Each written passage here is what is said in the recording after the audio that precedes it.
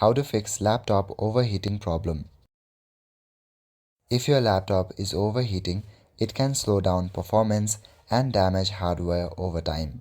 Basic things that you need to check or make sure is to place your laptop on a hard flat surface, not a bed or a pillow.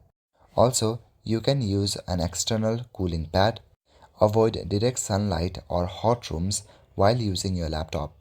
Dust buildup inside vents or fans is the number one cause of overheating. For this, you can use compressed air to clean vents. If comfortable, open the laptop and carefully clean the fan and heatsink. You can also try to slightly lift the back of the laptop using a stand or even a book to increase airflow. Just ensure that nothing is blocking the fan exhaust. Now give your device a quick restart or just shut down if you are not using your laptop for a long time. If you have a lot of apps running in the background, then simply close all the apps that are unnecessary. Make sure that you also refresh your laptop time to time.